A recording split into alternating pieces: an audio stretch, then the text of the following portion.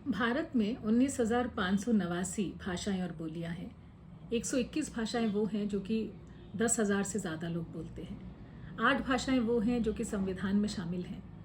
और 6 भाषाएं वो हैं जो कि क्लासिकल भाषाएं मानी जाती हैं। तमिल, तेलुगु, मलयालम, कन्नड़, संस्कृत और उड़िया। भाषा की इतनी विविधता वाले देश में अभी भी चुनौती ये है कि पढ़ाई किस माध्यम में कराई जाए। अंग्रेज़ी माध्यम में पढ़ने वाले और हिंदी माध्यम में पढ़ने वाले लोगों की दो अलग अलग दुनिया है। अंग्रेज़ी एस्पिरेशन है, चाहत है, ख्वाहिश है और आगे बढ़ने का ज़रिया है। हालात बदल रहे हैं लेकिन फिर भी भारत का हर माता पिता, अभिभावक अगर आप पूछें तो वो ये चाहता है कि जो बच्चे हैं उनके वो अंग्रेज़ी माध्यम में पढ़ें। और यही वजह है कि गांव में जाएं, ढाड़ियों में जाएं, बड़े कस्बों में देखें या शहरों में भी देखें कि सरकारी स्कूल खाली हो रहे हैं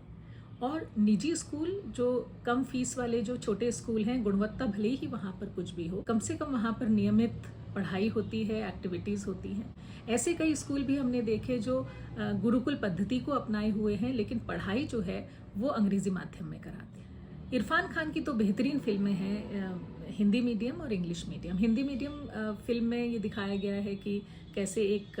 पेरेंट्स जो हैं वो अपने बच्चे को बड़े स्कूल में दाखिला दिलाना चाहते हैं लेकिन क्योंकि वो अच्छे परिवार से आते हैं, क्योंकि मारामारी है एडमिशन की उस स्कूल में, तो एडमिशन नहीं मिल पाता है। तो गरीब और वंचित बच्चों के लिए जो वहाँ आरक्षित है सीटें, वहाँ पर दाखिला दिलाने के लिए वो गरीब होने का स्वांग रचते हैं, उस तरह से अपने आप को प्रेजेंट करते हैं। तो समाज में जो भाषा को लेकर जो भेद है और जो विरोधाभास है उसको बहुत बखूबी ये फिल्म दिखाती है। इंग्लिश मीडियम फिल्म में भी एक साधारण परिवार है जिसकी कि बच्ची बाहर पढ़ना चाहती है, आगे बढ़ना चाहती है,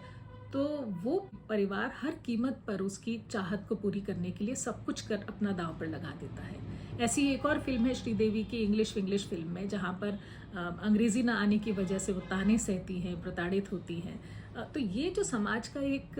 नज़रिया है एक भाषा के प्रति,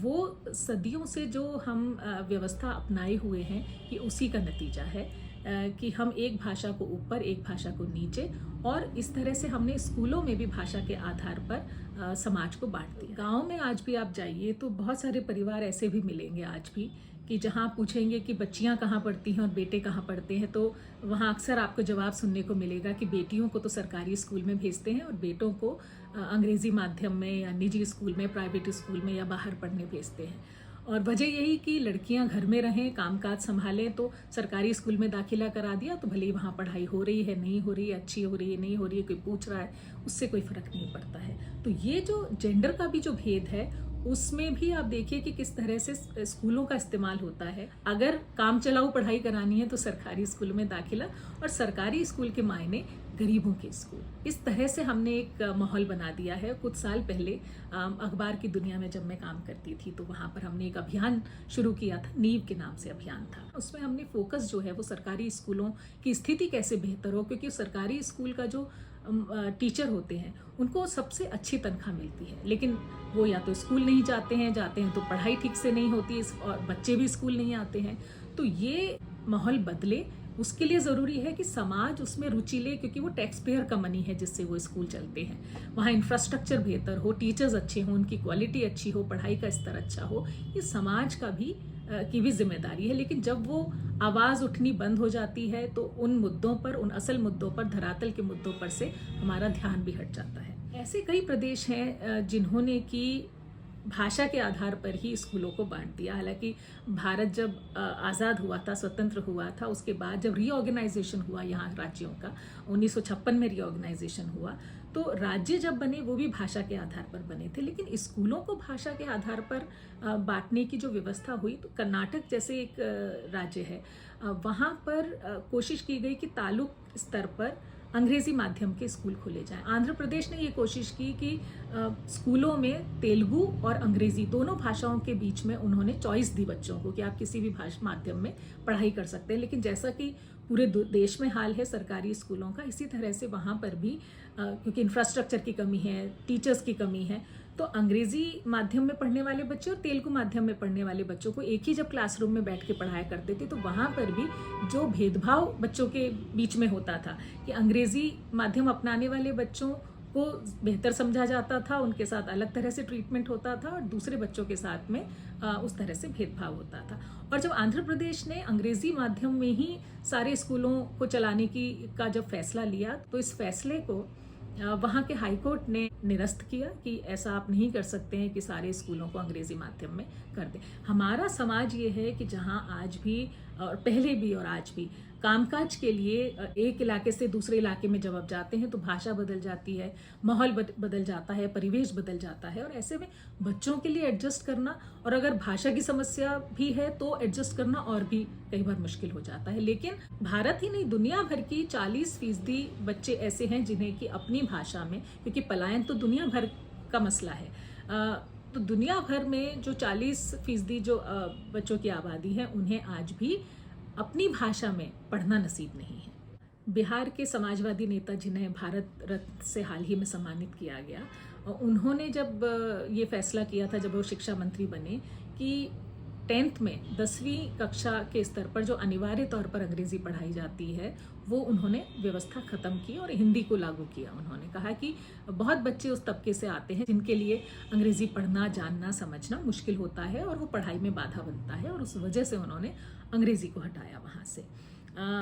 आज लेकिन हकीकत ये है कि अंग्रेजी दुनिया से जुड़ने का जरिया है, तकनीक से जुड़ने का जरिया है। ऐसे में अपनी भाषा भी ना छूटे और दूसरी भाषाओं में भी हम सहज रहें, इसकी क्या व्यवस्था हो सकती है, क्या नीतियाँ हो सकती है। एक आकलन ब्रिटिश काल के दौर का भी है कि जब जो ऑफिशियल भाषा थी और डिस्ट्रिक्ट की जो भाषा थी जिसमें कि ब्रिटिश राज हुआ करता था, वहाँ की भाषा और ऑफिशियल भाषा अगर अलग अलग थी तो ये आकलन हुआ कि जो वहाँ की आबादी है,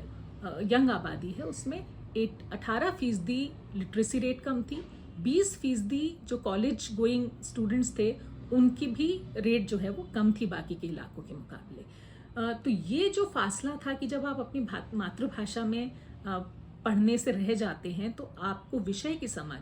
और उसके साथ जुड़ना जो है वो आपके लिए मुश्किल हो जाता है। यूरोपीय कमीशन ने 1978 में इस बात की चर्चा की कि पढ़ाई का जो माध्यम है वो क्या होना चाहिए।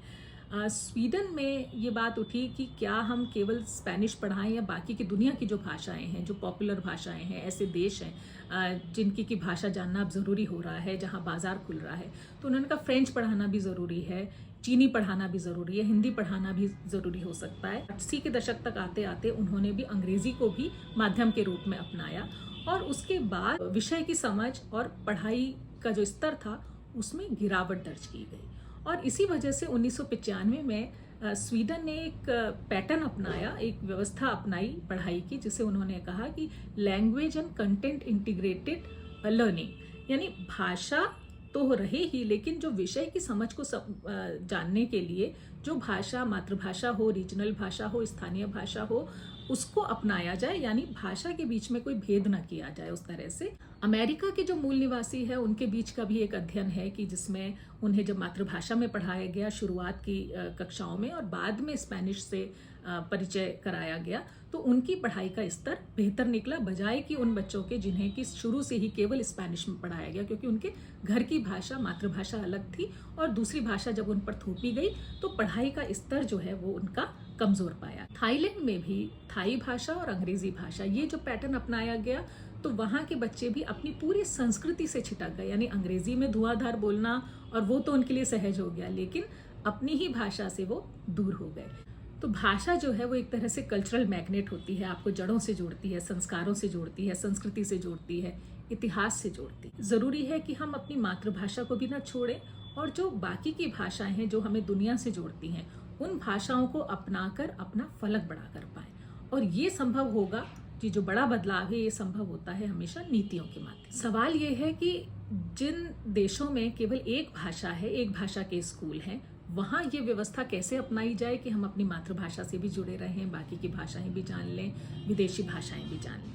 हमारे देश में करीब 15 लाख स्कूल हैं जिसमें 26 करोड़ बच्चे करीब पढ़ते हैं और उन स्कूलों का अगर हम देखें तो 98% स्कूल ऐसे हैं जो कि सिंगल लैंग्वेज टीचिंग होती है। यानी 1953 में यूनेस्को ने ये चर्चा शुरू की कि पढ़ाई का माध्यम क्या होना चाहिए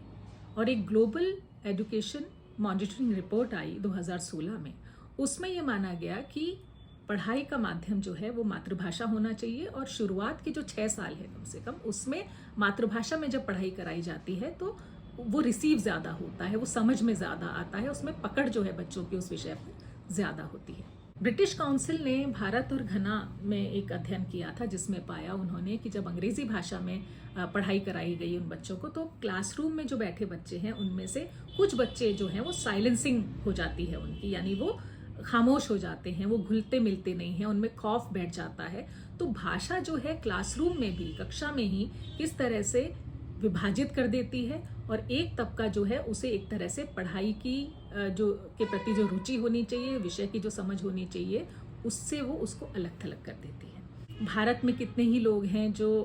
पलायन करते हैं, एक इलाके से दूसरे इलाके जाते हैं नौकरी के लिए, कामकाज के लिए, तो उनके पूरे परिवार भी उनके साथ में जाते हैं। तो उन बच्चों की पढ़ाई, क्योंकि इलाका बदलते ही भाषा बदल जाती है, माहौल बदल जाता है, परिवेश बदल जाता है, तो क्या उन्हें उनकी भाषा में जो पढ़ाई लिखाई है वो उपलब्ध है कि नहीं है या उसमें कोई अड़चन है। 1968 में जब भारत ने शिक्षा नीति अपनाई, उस शिक्षा नीति में 3 भाषाओं का फॉर्मूला अपनाया गया। उसमें अंग्रेजी को भी शामिल किया गया और ये फैसला जो है राज्यों पर छोड़ दिया गया, क्योंकि शिक्षा का मामला भारत में अगर संविधान के नाते देखें तो संवर्ती सूची में आता है, यानी कि कॉन्करेंट लिस्ट में आता है कि आप ये फैसला ले सकते हैं शिक्षा के बारे में कि आपके राज्य में क्या नीतियां अपनानी है, ये फैसला राज्यों का हो सकता है। तो जब ये भाषा का मामला भी राज्यों पर छोड़ दिया गया तो वही व्यवस्था बनी कि एकल माध्यम वाले स्कूल हो गए। 2020 में जब नई शिक्षा नीति आई तो उसने भी करीब करीब जो पहले की शिक्षा नीतियां कहती रहीं उसी को आगे बढ़ाया और अंग्रेजी के मामले में नई शिक्षा नीति ने कहा कि पूरी पढ़ाई का जो एक जनरल एजेंडा है उसके तहत ही अंग्रेजी की जगह जो है उस व्यवस्था में होनी चाहिए। ऐसी पढ़ाई जो प्रयोगवादी हो, समावेशी हो, समग्र हो, जिज्ञासा जगाने वाली हो, खोजपरक हो, विद्यार्थी केंद्रित हो, विमर्श आधारित हो और आनंद देने वाली हो। पर इसे किस रूप में हम अपनाएंगे, कैसे इसको लागू करेंगे, ये अभी भी उसके बारे में स्पष्टता नहीं। उड़ीसा और छत्तीसगढ़ जैसे राज्य हैं हमारे देश में जो बहुभाषी पढ़ाई कराते हैं, यानी मल्टीपल लैंग्वेज में पढ़ाई कराते हैं, क्योंकि वहाँ पर एक बड़ी आबादी है जो कि आदिवासी तबका है, जो ऐसे इलाकों से आते हैं जहाँ उनकी भाषा अलग होती है। तो उस भाषा को भी शामिल करते हैं और जो मुख्य भाषा है वहाँ की उसे भी शामिल करते हुए वहाँ पे पढ़ाई की व्यवस्था अपनाई गई और इस पूरी व्यवस्था को, इस पैटर्न को कहा जाता है ट्रांस लैंग्वेजिंग, बहुभाषी पढ़ाई जो है। बहुभाषी पढ़ाई का नतीजा ये होता है कि बच्चों को अपनी भाषा से जुड़ने की वजह भी मिल जाती है और बाकी की जो भाषाएं हैं उनसे जुड़ने में भी वो सहज रहते हैं। जिस भाषा में बच्चे समझें, जिस भाषा में उन्हें समझ में आए, उन्हें डर न रहे, विषय के प्रति रुचि जागे, उसी भाषा में बच्चों को पढ़ाई कराने की आदत अगर डालनी है तो ये पूरी एक व्यवस्था जो है वो प्रशिक्षण से आएगी और जो पूरा हमारा अप्रोच है पढ़ाई के प्रति उसको बदलने से आएगी। कनाडा में भी अंग्रेजी और फ्रेंच जो है दोनों ऑफिशियल भाषाएं हैं और वहाँ पर भी 20 से 30 एथनिक भाषाएं हैं, दूसरी भाषाएं हैं। तो वहाँ पर भी मातृभाषा अलग है, स्कूल की भाषा अलग है। तो वहाँ पर इस तरह की व्यवस्था अपनाई गई कि एलिमेंट्री लेवल पर और सेकेंडरी लेवल दोनों पर क्रेडिट कोर्सेज जो है भाषाओं के चलाए जाते हैं, ताकि भाषा से उसका रिश्ता जो है वो जुड़ा भी रहे और जो दूसरी भाषाएं हैं जिनका की ज़्यादा प्रभाव है, जिनका ज़्यादा इस्तेमाल होता है, उस भाषा से भी वो दूर न रहे और विषय की समझ भी उनकी बनी रहे। मल्टीलिंगुअल एजुकेशन यानी MLE, ये जो व्यवस्था है इसमें ये सारी संभावना है कि आप बहुभाषी हो सकते हैं और उसी भाषा में आप पढ़ाई करा सकते हैं जिस भाषा में बच्चे को अच्छे से समझ में आए अपना विषय।